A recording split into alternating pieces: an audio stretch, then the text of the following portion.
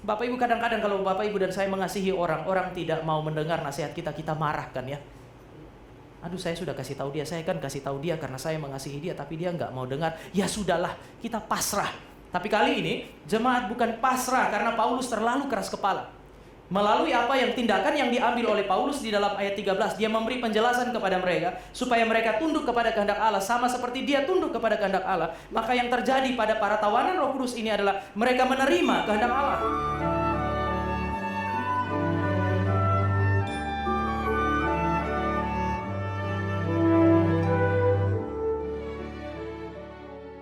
Kalau Bapak Ibu dan saya lihat apa yang jelas di dalam pelayanan Paulus. Pelayanan Paulus adalah sebuah pelayanan yang berhasil. Tetapi hal yang paling jelas di dalam pikiran dan hatinya adalah penderitaan, penjara, dan kematian. Ketika Roh Kudus berbicara, hal yang paling jelas di dalam kehidupan Paulus.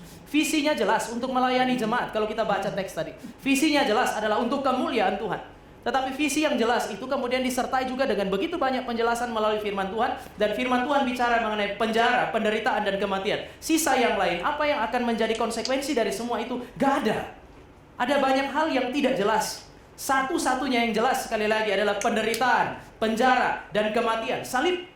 Oleh karena itu di dalam ayat yang ke-12 sampai ayat 14 pasal 21, jemaat yang sangat mencintai Paulus itu melarang mereka. Melarang Paulus, jangan pergi. Tapi Paulus menolak di dalam ayat 14. Dia menolak nasihat mereka. Lalu kemudian dia seolah-olah melalui penolakan Paulus itu, jemaat bersama dengan Paulus menerima kehendak Tuhan.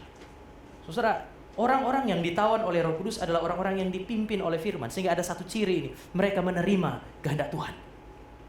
Baik jemaat maupun pemimpin sama-sama menerima kehendak Tuhan. Paulus tidak menerima nasihat orang-orang yang mengasihi dia. Bapak Ibu, kadang-kadang kalau Bapak Ibu dan saya mengasihi orang, orang tidak mau mendengar nasihat kita, kita marah kan ya. Aduh, saya sudah kasih tahu dia, saya kan kasih tahu dia karena saya mengasihi dia, tapi dia nggak mau dengar. Ya sudahlah, kita pasrah.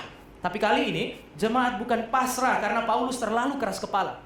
Melalui apa yang tindakan yang diambil oleh Paulus di dalam ayat 13, dia memberi penjelasan kepada mereka supaya mereka tunduk kepada kehendak Allah sama seperti dia tunduk kepada kehendak Allah. Maka yang terjadi pada para tawanan Roh Kudus ini adalah mereka menerima kehendak Allah. Tawanan Roh Kudus dipimpin oleh firman supaya mereka menerima kehendak Allah, hidup sesuai dengan apa yang disebut sebagai kehendak Allah.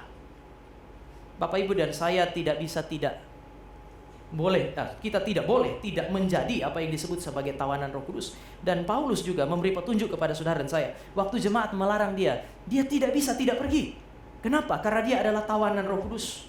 Tunduk kepada pimpinan Roh Kudus melalui kebenaran firman Tuhan.